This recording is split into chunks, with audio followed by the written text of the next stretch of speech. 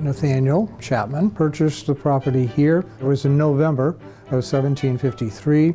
The last of the wars was started in 1754. And so that would be pretty dangerous coming up here with a family. So we're really not sure that there's not an exact date, for him coming here. This is why we say the house was built circa 1754. What is important about this house is that it is really reflective of life in Mid-Coast Maine for the middle class in the 18th century.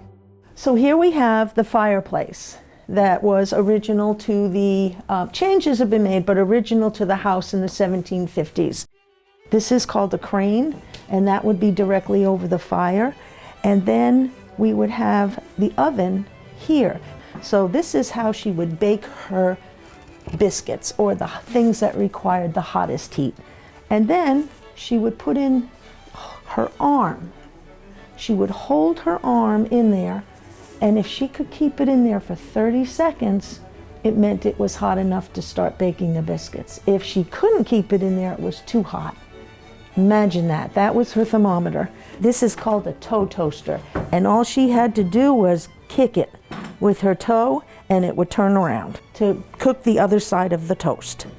It's important to keep the house as a historic site because this is the oldest house still standing in Damariscotta.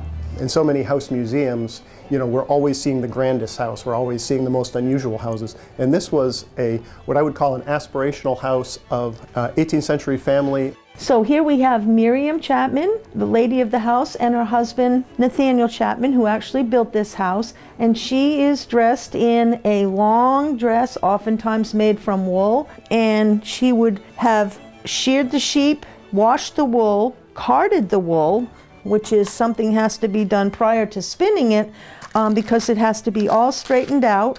And then it's taken off the wool card and made into a roving. And now she's going to spin it, and then it is turned into balls of yarn. They had to put it on a loom, and then after they made the cloth, they had to sew everything by hand. And so how many outfits do you think you would have? We're going to go from the back kitchen, which would have been the workspace and the primary living space, into a front parlor, where we have a much more civilized, much more elegant space that would have been used for entertaining or day-to-day use. And now we're going to go into the second parlor.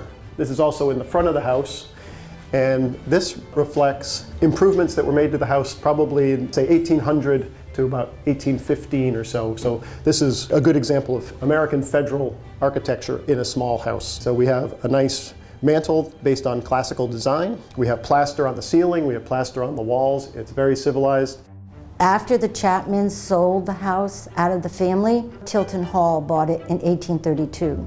The Hall family, which is the other part of what the Chapman-Hall House means. And the Hall family stayed here until 1907.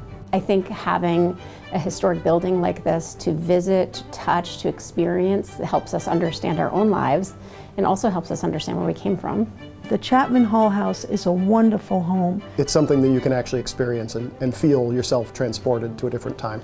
To me, it's a unique structure that actually gives us a chance to tell the public what it was like and to remember, our beginnings.